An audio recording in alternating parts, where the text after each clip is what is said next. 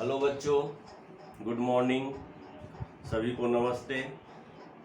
मैं सुजीत कुमार मिश्रा आप लोगों के बीच फिर उपस्थित हूँ आप लोगों से बात करने के लिए।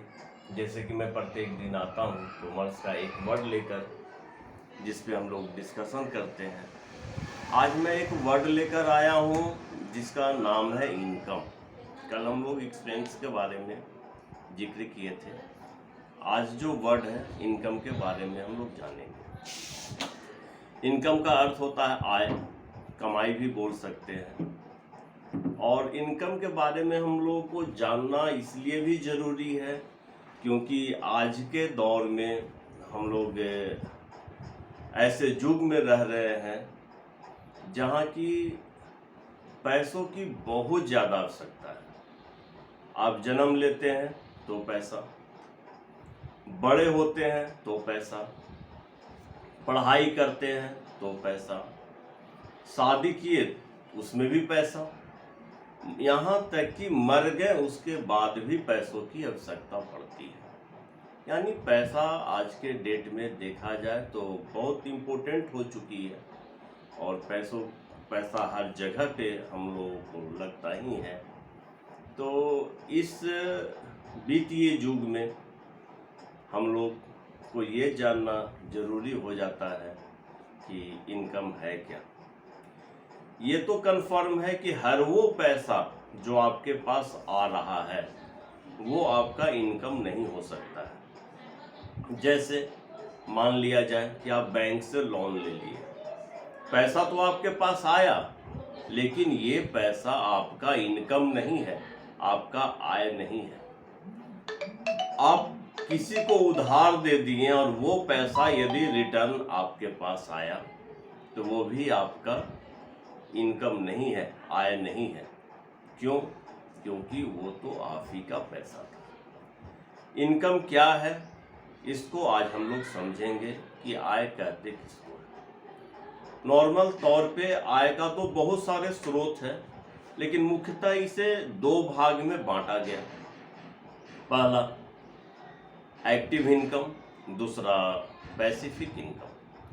अब हम लोग ये समझ ले कि एक्टिव इनकम क्या है। मेरा एक्टिव इनकम जिसको हिंदी में बोलते हैं सक्रिय आय।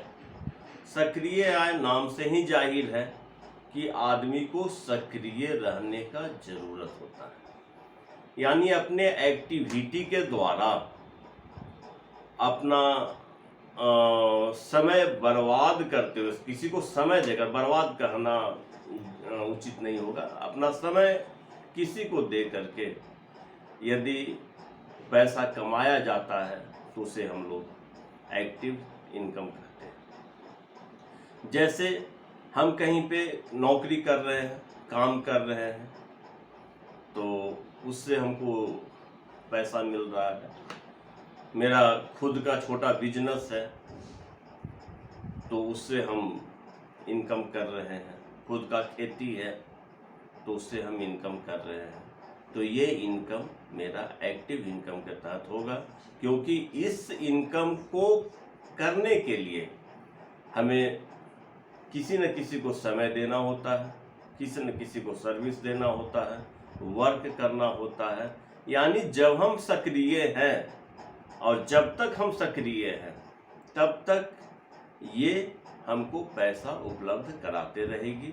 जब हम निष्क्रिय होंगे तो हमको पैसा नहीं मिलेगा। तो ये हो गया सक्रिय इनकम, एक्टिव इनकम के बारे में हम लोग जाने। इसका दूसरा पार्ट पैसिफिक इनकम, मतलब निष्क्रिय आय। निष्क्रिय आय जैसा कि नाम से ही जाहिर है कि इसमें सक्रिय रहने का जरूरत नहीं है। ओनली वन टाइम इन्वेस्टमेंट होता है कि आप कहीं पे पैसा लगा दिए। जैसे रियल एस्टेट में, आप अभी तो चल रहा है रियल एस्टेट, उसमें आप पैसा लगा दिए, उससे आपको स्रोत, आय का स्रोत मिलते जा रहा है। तो ये हो गया ये पैसिफिक इनकम। जैसे आप ये रेंट पे लगा दिए, रूम बनाए हैं उसको रेंट पे लगा दिए, उससे आपको आय होते जा रहा है। आपके पिताजी या दादाजी का कमाया हुआ संपत्ति है, वो लगाए हुए हैं, उससे आय आते जा रहा, आपको कुछ करने का ज़रूरत नहीं है, बस वो एक बार पैसा लगा दिए, आप स्ट्रक्चर खड़ा कर दिए और उससे आपको इनकम आ रहा है। तो ये इनकम को निष्क्रिय आय बोलते हैं, पैसिफिक इनकम कहते हैं। पैसिफिक इनकम में अधिकतर आदमी अमीर बनते हैं और अमीर आदमी भी इसका उपयोग सदुपयोग करते हैं। वो एक्टिव इनकम को ध्यान में रखते हैं लेकिन निष्क्रिय आय के तरफ ज़्यादा ध्यान देते हैं। जैसे हम बताएं अभी कि यदि कोई बौद्धिक क्षमता के द्वारा भी आय मेरे पास आ रहा है तो वो निष्क्रिय है। जैसे हम किताब लिख दिए, उस पर रॉयल्टी हमको मिल रहा है, तो इसमें हमको सक्रिय रहने का ज़रूरत नहीं है। एक बार हम इन्वेस्ट कर दिए, अपना समय अपना पैसा इन्वेस्ट कर दिए, तो उससे हमको आय हो रहा है।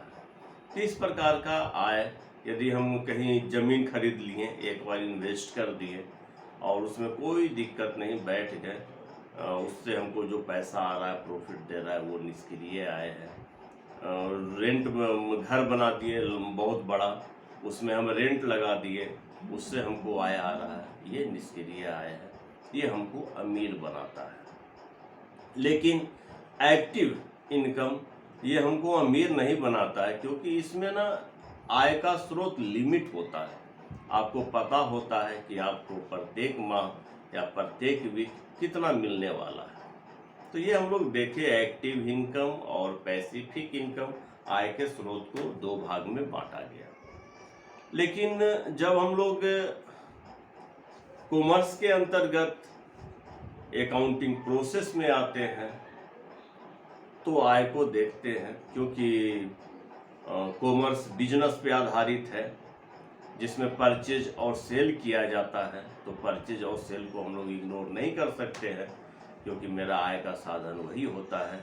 तो कॉमर्स के अंतर्गत इनकम को दो भाग में बांटा गया, इसके अंतर्गत भी इनकम को दो भाग में बांटा गया, एक डायरेक्ट इनकम और एक इनडायरेक्ट इनकम। डायरेक्ट इनकम क्या हो गया? डायरेक्ट इनकम वैसे इनकम को हम लोग बोलते हैं कि सामान खरीदे और उसको हम बेच दिए, इसके बीच का जो अंतर हुआ वो डायरेक्ट इनकम के अंतर्गत आता है। इनडायरेक्ट इनकम जैसे कि हम कुछ पैसा इन्वेस्ट किए हुए हैं, उस पे हमको प्राप्त हो रहा है कुछ इंटरेस्ट, तो उसको हम लोग इनडायरेक्ट इनकम कहते हैं।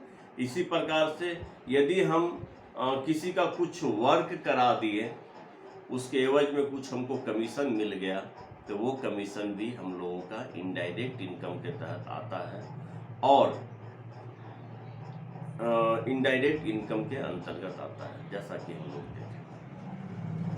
तो कॉमर्स के अंतर्गत इनकम को दो भाग में बांटा गया, डायरेक्ट इनकम और इनडायरेक्ट इनकम। अब जैसे कि हम लोग अकाउंट्स के अंतर्गत देखेंगे, अकाउंटिंग प्रोसेस या अकाउंटिंग प्रक्रिया में हम लोग देखेंगे, तो इसमें भी डायरेक्ट इनकम और इनडायरेक्ट इनकम का अहम रोल होता है अकाउंटिंग प्रक्रिया को अपनाने के लिए।